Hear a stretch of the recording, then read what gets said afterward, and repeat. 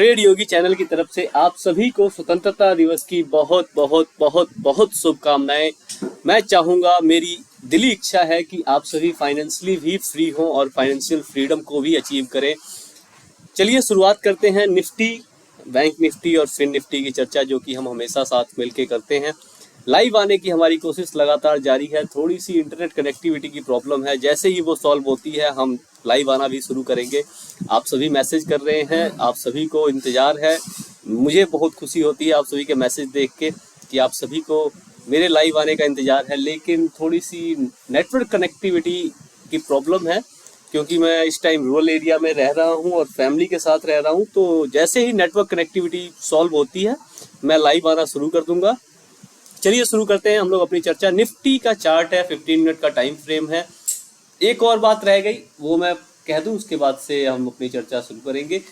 वो बात ये है कि कल मैं टेलीग्राम पे एक्टिव नहीं हो पाया, क्योंकि एक मेडिकल इमरजेंसी आ गई थी, उसमें मुझे अचानक निकलना पड़ा और मेरा फ़ोन भी घर छूट गया था। तो मैं कोई अपडेट भी नहीं दे पाया, ना ही कुछ बता पाया।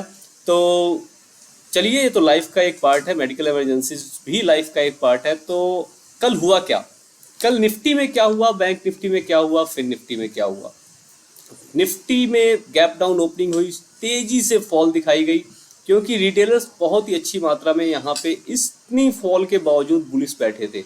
तो यहाँ से मार्केट को ऊपर ले जाना, यानी कि रिटेलर्स को फायदा पहुँचाना, वो कभी बड़े भैया होने नहीं देंगे। तो उन्होंने यहाँ पे इतनी तेज फॉल करवाई और ये 19300 का लेवल के नीचे क्लोजिंग करवाई कि हमें लगे कि मार्केट बेयरिश हो चुका है। और उसके बाद से यहाँ से नीचे पीछे मुड़ के नहीं देखा। जैसे ही रिटेलर्स बेयरिश हुए, उन्होंने सारे के सारे ऑर्डर जो रिटेलर्स के थे वो सारे रिटेलर्स के ऑर्डर लिए और फिर उनके ऑर्डर्स को पूरा खा गए। अब देखिए हुआ क्या। ये जो हमारी ब्लू ट्रेंड लाइन थी, ये ट्रेंड लाइन पिछले 2 दिनों से रिस्पेक्ट करती हुई आ रही है मार्केट। इसको तीसरे दिन भी मार्केट ने इसको रिस्पेक्ट किया और यहाँ से एक फॉल दिखाई गई है। अब म्यूटेड ओपनिंग हो, कल इस ट्रेंड लाइन का ब्रेकआउट हो, तो वेट करना है आपको। 19480 ब्रेक हो जाए तब आप अपसाइड के लिए प्लानिंग करेंगे, और 500 के ऊपर निकलने पे आप अपसाइड के लिए एक्टिव रहेंगे कि अपसाइड हम एंट्री बनाएंगे। और 550 के आसपास या 530 के आसपास कोई पॉजिटिव प्राइजेक्शन बनता है तो आप 575 और 600 तक के लिए टारगेट प्लान कर सकते हैं। कहाँ पे आपको ट्रेड नहीं करना है वो मैं आपको सबसे पहले बता दूं। यहाँ से अपसाइड निकलते हुए आपको इस जोन में ट्रेड नहीं करना है। ये 500 टू 525 के जोन में आपको ट्रेड प्लान नहीं करना है, इसका आप सभी ध्यान रखेंगे। इस सर्कल पे आप अपसाइड निकलते हुए ट्रेड प्लान नहीं करेंगे म्यूटेड ओपनिंग में। या तो यहाँ से आप 480 तक का टारगेट प्लान कर लें, या फिर आप अपसाइड से नीचे निकलते हुए यहाँ तक का टारगेट प्लान करेंगे। लेकिन इस जोन में आप कोई भी ट्रेड प्लान नहीं करेंगे। यहाँ अगर म्यूटेड ओपनिंग में अपसाइड निकलता है तो 525 530 के ऊपर निकले, सस्टेन करता हुआ दिखे, पॉजिटिव प्राइजेक्शन दिखे, तो 600 तक का टारगेट आप प्लान कर सकते हैं। ध्यान से इस बात को मेरी सुन लीजिएगा। नेगेटिव प्राइजेक्शन बनता है तो थोड़ा फ्री नीचे की तरफ जा सकते हैं, लेकिन मल्टीपल सपोर्ट्स हैं, ये सारे लेवल सपोर्ट्स के हैं, ठीक है। जितने भी आपको स्विंग दिख रहे हैं ये सभी सपोर्ट की तरह काम करेंगे। लेकिन अगर बढ़िया मोमेंटम रहता है तो फिर आपको 325 300 तक के लेवल देखने को मिल सकते हैं। गैप अप ओपनिंग में कैसे काम करें। गैप अप ओपनिंग में देखिए, गैप अप ओपनिंग में 525 के ऊपर अगर गैप अप सॉरी इतनी गैप अप ओपनिंग की पॉसिबिलिटी नहीं है, थोड़ा नीचे आते हैं, थोड़ी नीचे की चर्चा करते हैं। अगर यहाँ पे गैप अप ओपनिंग हो जाए इस जोन के ऊपर, ये इस जोन में अपसाइड निकल रहा है, इस जोन के ऊपर अगर गैप अप ओपनिंग हो, पॉजिटिव प्रोजेक्शन बनता हो, ठीक है, और ऑप्शन चेन में अगर कॉल शॉर्ट कवरिंग दिखती है तो फिर आप अपसाइड की एंट्री बनाएंगे 500 के ऊपर सस्टेन करने पे, और आपका टारगेट 600 तक का हो सकता है। लेकिन अगर शॉर्ट कवरिंग ना दिखे तो फिर आपको इस सर्कल के ऊपर जाने के बाद ही आपको कुछ प्लान करना है अपसाइड के लिए। नेगेटिव प्राइजेक्शन बनने पे क्या करेंगे। नेगेटिव प्राइजेक्शन बनने पे आपको यहाँ तक का टारगेट, कहाँ तक का, इस ट्रेंड लाइन तक का टारगेट प्लान करना है। इस ट्रेंड लाइन से बाउंस मिलता है तो फिर आपका 19500 पहला टारगेट रहेगा और दूसरा टारगेट 19550 का प्लान करके चल सकते हैं। गैप डाउन ओपनिंग में कैसे प्लानिंग करेंगे। गैप डाउन ओपनिंग इस बीच में कहीं हो जाती है और पॉजिटिव प्राइजेक्शन बनता है तो फिर आपका टारगेट पहला गैप फिल का रहेगा। गैप फिल के बाद अपसाइड निकलती है, उस ट्रेंड लाइन के ऊपर सस्टेन करती हुई दिखती है तो आप 19500 तक का टारगेट प्लान कर सकते हैं। 19500 तक एक बार को मार्केट को ले जाया जाएगा, उसके बाद से तेजी से साफ फॉल देखने को भी मिल सकती है।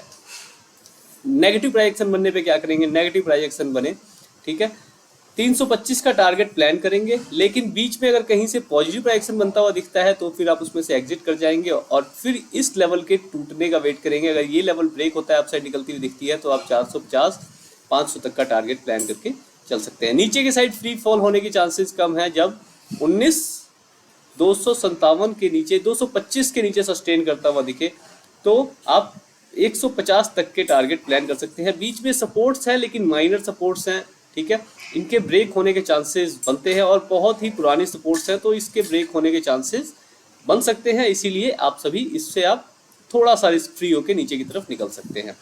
इसके बाद से बात करेंगे बैंक निफ्टी की। तो बैंक निफ्टी में क्या हुआ, बैंक निफ्टी का भी चार्ट बहुत ही शानदार और बहुत ही बढ़िया दिखा। Gap down opening, free fall, उसके बाद से थोड़ी सी रिकवरी, लेकिन इसकी रिकवरी निफ्टी की जितनी स्ट्रांग नहीं थी और कहीं ना कहीं निफ्टी ने आउट परफॉर्म किया है। तो अब हम इसमें कैसे प्लानिंग करेंगे, देखिए इसमें भी इस ट्रेंड लाइन ने पूरा रिस्पेक्ट किया है मार्केट को, मार्केट ने इस ट्रेंड लाइन का पूरा रिस्पेक्ट किया है। अब देखिए पूरे बुल चैनल के बेस पे हैमर बना रही है, यहाँ से अपसाइड निकले, इस ट्रेंड लाइन के ऊपर सस्टेन करती हुई दिखे तब आपके पास 44,200 का टारगेट बनता है। 200 के ऊपर अगर सस्टेन कर जाए, ठीक है, 200 के ऊपर अगर सस्टेन करती हो तो 300 और 300 के ऊपर फिर ओपन टारगेट आपका 500 तक का हो सकता है, ठीक है। बुलिश व्यू बन रहा है, लेकिन बुलिश व्यू बन रहा है, दिखाया जा रहा है या बन रहा है ये तो बड़े भैया जाने, लेकिन अभी देखिए व्यू बुलिश बनता हुआ नजर आ रहा है, ठीक है।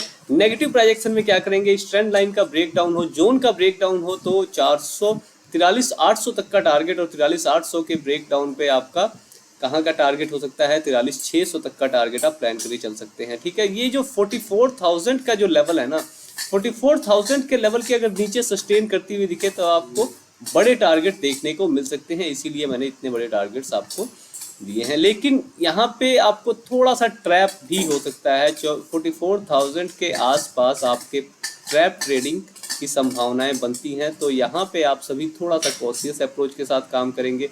इस सर्कल को आप सभी ध्यान रखेंगे, ठीक है।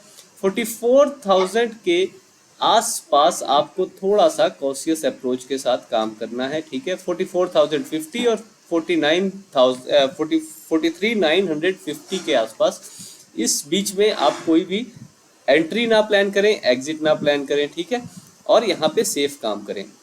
अपसाइड में गैप अप ओपनिंग में कैसे काम करेंगे, गैप अप ओपनिंग हो, पॉजिटिव प्रोजेक्शन बने, 44,300 के ऊपर सस्टेन करती हुई दिखे, 44,500 का टारगेट इजीली मिल सकता है और 44,500 के ऊपर फिर ओपन टारगेट आपके लिए मैं दे सकता हूँ, ठीक है।